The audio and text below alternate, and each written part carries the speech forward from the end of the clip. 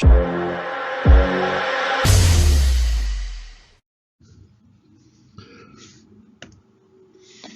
this video, we will talk about stress transformation. We know that the general state of stress at a point is characterized by 9 normal and shear components, as you see over here. Sigma x, sigma y, sigma z are the normal components, and tau xz, tau xy, and so on are the shear stress components. So if we are on a single plane, well, we talk about plane stress. In this case, well, this stress state is characterized by 3 components: sigma x, sigma y, tau xy. In the perpendicular direction to the screen, there is no stress. That means sigma z equals to 0. Well, if the stress components for a given point and for a given orientation x and y, well, this orientation we choose ourselves. Usually, well, we choose our axis so that the calculation of the stresses are not complicated. But if we are interested in stresses in another orientation, let's take the axis x prime and y prime, so we have to transform these components for the new orientation, and we will find new stress components: sigma x prime, sigma y prime, tau x prime, y prime, and so on. Well, how we do it? We will not derive these equations, so we have a set of equations. When you know sigma x, sigma y, and tau xy, and if you are interested in a plane which has an angle theta as shown here, so we put theta over here, the new stress on the new plane can be calculated with this formula. That's sigma x prime, sigma y prime, and tau x prime, y prime. These are the stress transformation equations. So let's apply the stress transformation equations on an example. Pressure vessel, radius is 1.25, wall thickness 15 millimeter, internal pressure is 8 megapascals. So this pressure vessel is manufactured so that we have a welt at 45 degrees, and we are interested in stress components on the welt plane. Well, we know for pressure vessels we have a longitudinal stress and a hoop stress. Let's call it x and y, and we know these values. Sigma x is PR over 2t, that will give me 400 megapascals, and the hoop stress is, well, PR over 2, it's the double value, that's 800 megapascals. And well, we have the sigma x and sigma y. In this orientation we have no shear stresses in this case, so we have, as you see, 400 and 800. Okay, but we are not interested in these stresses. We are interested in stresses in a plane at 45 degrees. Well, these are my transformation equations, and in these equations we put as sigma x 400, sigma y 800, tau xy is 0, and theta is 45 degrees. So if you put the numerical values, well, the result is sigma x prime and sigma y prime are both 600 megapascal, and we have a shear strain at this orientation, which is 200. So this is what I know, which these values are my values calculated with the known formula, and this is the transformed stress state at 45 degrees. Okay, another problem. Well, we have this stress state in a point represented by this element. Well, the stress state is found by making calculation using the loadings and making the combined stress analysis, and this is the result of the stress state in a given point.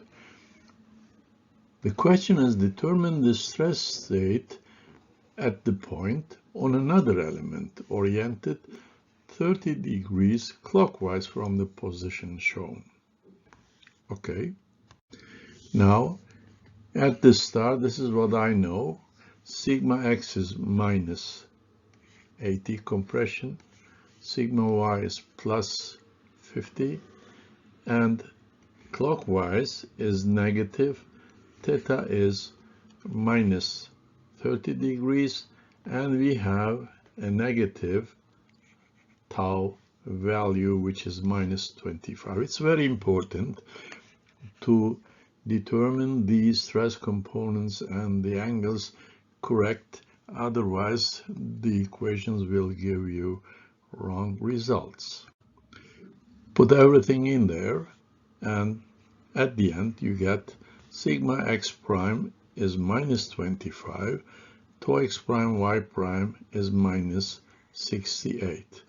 So that means, well, here on the new axis, on new orientation, I have here a sigma minus 25.8 and a tau value which is minus 68.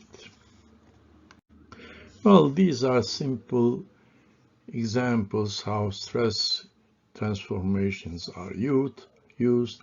Find the stress components on a plane at the angle 45 degrees. So this angle, the red plane is south. So my values are sigma x 60, sigma y in this direction is 0. We have tau 40. And what about the angle? Well, my starting angle, the axis is x, and now I'm interested in stresses on a plane which has the x prime normal direction. So this angle is 135, and having these numerical values, the other stuff is just calculations. So you have in the new plane, you have minus 10 sigma and plus 30 tau value. And you see over here how it is shown on an element. You have in your new surface, you have minus 10 normal and plus 30 shear stress. Well, we have seen that when you choose different angles, you will get different stress components. But among these planes, there are some planes where the maximum and minimum stresses are acting. So these planes are called the principal planes, and the stresses on these planes are called principal stresses. So stress transformation showed us, depending on the angle, we will get different stress values, and among these values, principal stresses are important. Why? Because they are the maximum and the minimum stresses. How do we get those? Let's take the in-plane case. That's two-dimensional case. There we have only sigma x, sigma y, and tau xy. So if you look for the orientation of these planes, that means the principal planes where maximum and minimum normal stresses are acting, you can find this. You take the function of stress as theta, this is the transformation function, and if we derive that and find the theta over the sigma, that's the derivative of the stress function, when you set it to 0, you will find theta values. You see, these are the theta values. And if you put these at these thetas, the stresses are maximum or minimum. So when you take this theta and put it into the stress function again, you will get a solution which has two roots, which we call the principal stresses sigma 1 and sigma 2. And if sigma x, sigma y, and tau xy is given, you can find two principal stresses with the help of this equation. So this is how it looks like. You see, this is the start. We know the stress components in this orientation. Using the stress function and making its derivative equal 0, we find two different angles, and on the planes, on these planes, the stresses are maximum and minimum, and these are called principal stresses, and their value can be calculated with this formula. Okay, you can do the same in 3 dimensions. It's a little bit complicated, but the way of thinking is the same.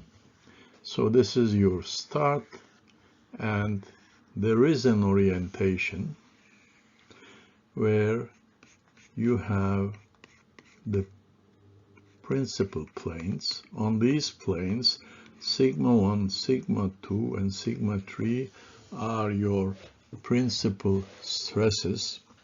On these planes, the shear stress is 0, and as you see, we call these stresses, or we name these stresses with the indices sigma 1, sigma 2, and sigma 3. Well, we name these according to their values, considering also their sign. For example, if you have 3 principal stresses, let's say 70 minus 10, 0, for example, you can say this is my maximum, that's sigma 1, that is the second one, and that is sigma 3. The smallest is sigma 3, the highest is sigma 1. So you cannot just put the numbers as you like. Every 1, 2, 3 has a meaning. So when you talk about plane stress, what does it mean? You are in 2-dimensional case. We have, let's say, actually 2 stresses. And what about the third one? The third one is 0. It's perpendicular to the plane and has a value. And so we have to consider this in our later videos. You can find also the planes where the shear stress is maximum. So you know, in the transformation equations, there was also a tau function, tau as a function of theta. When you take the derivative and put it 0, you will find again angles, and if you put the angles into the stress function, you will find tau value. Okay, this solution has also two roots, and we can obtain in the same way the in-plane shear stress. On these planes, shear stress is maximum. What about the normal stress on these planes? On the principal planes where sigma is maximum, tau was 0, but here where tau is maximum, the normal stress is not 0. On these planes, the normal stress is equal to the average normal stress. That means if you have sigma x and sigma y, you take the average, and that will be the stress acting on the maximum in plane shear planes. Okay. Another problem. For the given element, the principal stresses and orientation are sought, maximum shear stress and average normal stress. Well, this is actually very simple. Sigma x minus sigma y minus tau xy plus 50. Put it in to the equation, so you will find two principal stresses. We are in plane. There is the third one. If you think in three dimensions, the third one is perpendicular to the screen. But let's in plane principal stresses are minus 19 and minus 121. Use the angle formula. Put again these values. Now you have 2 theta for this tangent value, and all you have to do is to show the principal stresses on a new element.